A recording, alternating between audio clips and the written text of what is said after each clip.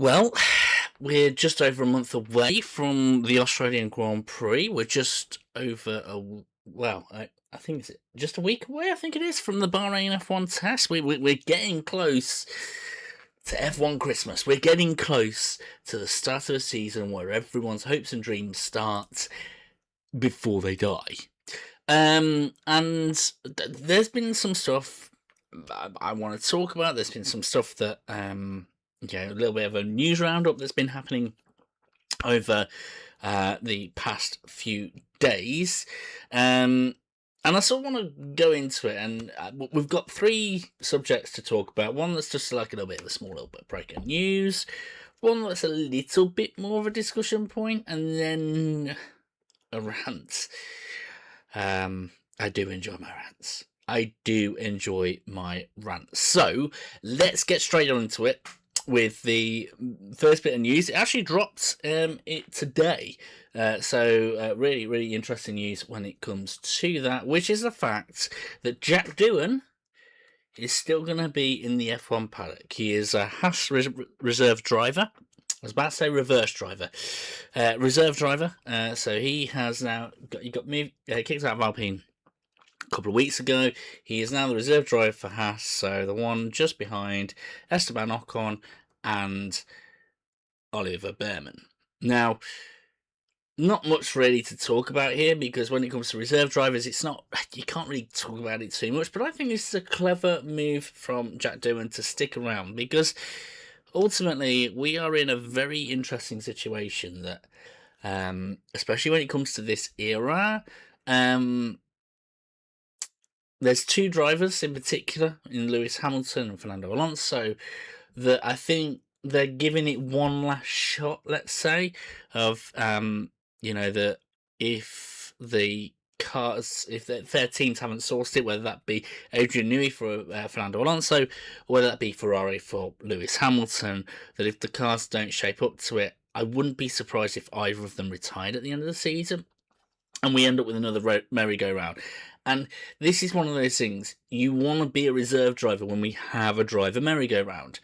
That is what normally, ends up with the benefit. That's how Oscar Piastri ended up getting a Formula 1 seat, is through the driver merry-go-round. And in a similar sort of way, Jack Doohan being available, if things were to move around, I think it's a perfect move for Jack. Fantastic to have him potentially end up in a seat like Haas. And I've got to be honest, I'm glad that he's escaped Alpine as well. I know I've made my piece on Alpine. It is a hellhole, to be quite honest. It's being led by a guy who I very much like and dislike in Fabio Briatore. I like him because he's charismatic. I dislike him because he's a jerk. That's probably the best way of describing it. But yes, Jack Doohan has escaped that. He's now in Haas and joins them as a reserve driver. So good on you, Jack, for sticking around. And I wouldn't be surprised if we see a comeback from Jack Doohan. I don't know why. That's the small bit of news. Now for me to address a concern of mine. Now, a couple of years ago, in a YouTube short that I'm pretty sure is going to take a little bit more popularity over the coming months, I made a prediction that if Williams don't get 5 podiums this season, I'm going to be doing a video dressed up as the Duracell bunny. So you can imagine my concern when it came to Williams when they didn't turn up with a car in the shakedown last week. Quite concerning. I mean, it was a little bit humorous that they still had tyres.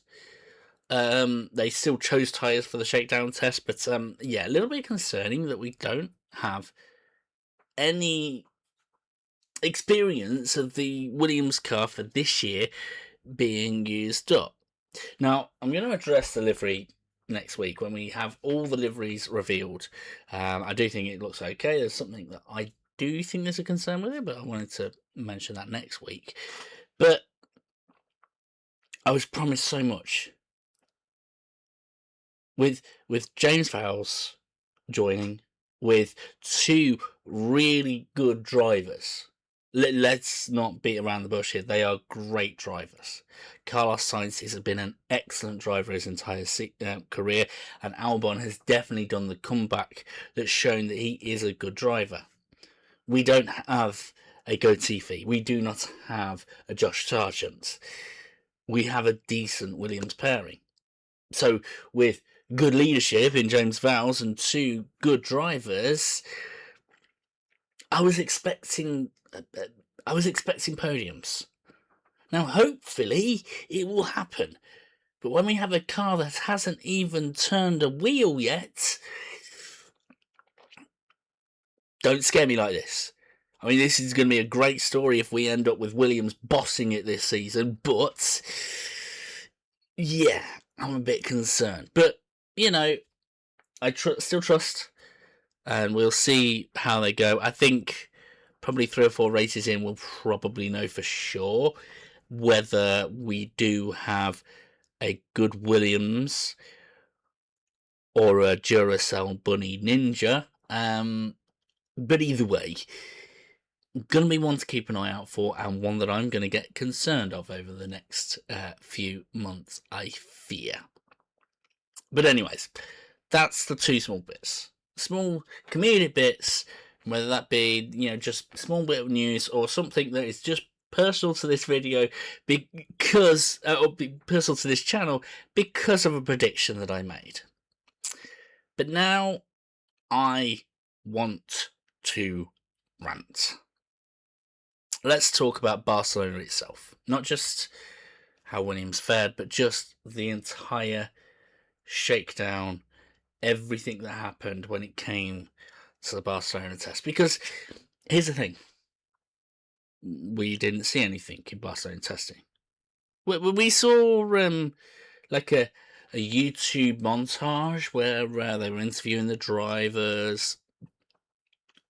And, you know, it sounds like the drivers are really enjoying it. It's a welcome change. It's fascinating. The cars are smaller. It's more complicated. All the things that we know about this F1 regulations that makes it more interesting and exciting. Fantastic. But we've only seen montages. We've only seen like a sort of a 5-10 minute video of each day of, oh, here's what happened during the day. Now, I do sort of get it. This is a shakedown. Shakedowns normally mean that there's higher risk of cars breaking down, of there being crashes while drivers are getting used to the dual wing, all that sort of changes, the overtake, pushing the limits of what the car can do. I get that. But why can't we see any of it? To give you the extent of how much we cannot see, people that were maybe just wanting to be near the track to maybe like take a video or photo of the cars, they were being pushed back by security. People had to be over half a kilometre away from the track perimeter before they were allowed to look. There was security pushing them back. It's top secret. It's honestly, it's like Area 51, Manhattan Project. What are we talking about here, right? Like, we are talking top secret scientific studies going on, apparently. We shouldn't know about it. Like some other files that we've had. No, I'm not going to go political, but you know what I mean. But for what? For what? I would sort of understand it if it was top secret, where it's like one team at a time. Maybe. But who are you protecting the from the yeah, basically, how are you protecting the car from prying eyes? The teams are there with you. All apart from Williams were there at the track. Your competitors are the ones that, you want to not see what's going on in the car, and they've got close-up view of it. What's the point? What's the point in making it a secretive test when the very people you want to keep it secret from are there with you? What are we playing at? It would have been cool just to have seen the liveries in style, right? The Red Bull livery in all its glory. The Ferrari livery, just everything, right? Because ultimately, we've got nothing to go on. To give you an idea on how little we've got to go on, right? Hamilton apparently set the fastest lap time. I think it was on the Thursday or the Friday. And Mercedes are claiming that he got a good lap time because he cut the corner. Now, maybe he did. But how do we know? Sometimes you just know from vibes which is the quickest, which is the most reliable. And ultimately, it's your opportunity, if you are a fan of a certain team, to see your car and to go, wow, I like the way it looks. I like the way it handles. It looks good, right? But it's benefit no one. Isaac Hadjar had a crash. We have no idea what happened. Was it down to a mechanical issue? I don't know. Was it down to rain? We don't know. But ultimately, this secrecy has kind of killed a little bit of the F1 hype. This is meant to be one of the most special, incredible eras that we are coming across. Finally, a time where F1 cars are smaller, where there's more going on, where it's less about the aerodynamics, so that there is these boost buttons and things like that that allow someone to do an overtake. That there are all these fascinating things that actually allow, potentially, for a bit of overtaking.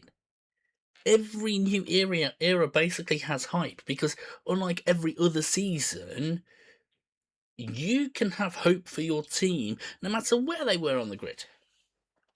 If you were a fan of Haas or Williams or Kick Sauber or even Alpine, you've still got the hope of a Braun-like season, 2009, where your team goes from last to first because of an era change. We've got all that hype, this opportunity where every fan of every team has some hope and hype. And we don't get the opportunity to keep it going. Like, let me try and explain it really from a fan's perspective to F1. I know you're not listening because this channel isn't yet big enough for F1 to see it, but let me just explain it from a fan perspective. From the moment the first livery is revealed, the momentum needs to build. You need to be working the momentum. Now, if we'd have had this televised, this would have been the perfect momentum. Batch of liveries. Then we get a little bit of a televised shakedown, fantastic. Then we get some more liveries. Then we get the Bahrain first test. Then we get a Bahrain second test, a full 2 weeks. And we are full in momentum, ready for Australia the following week. But right here, right now, we've got nothing. We basically had livery, great, fantastic. We've got some liveries, it's exciting.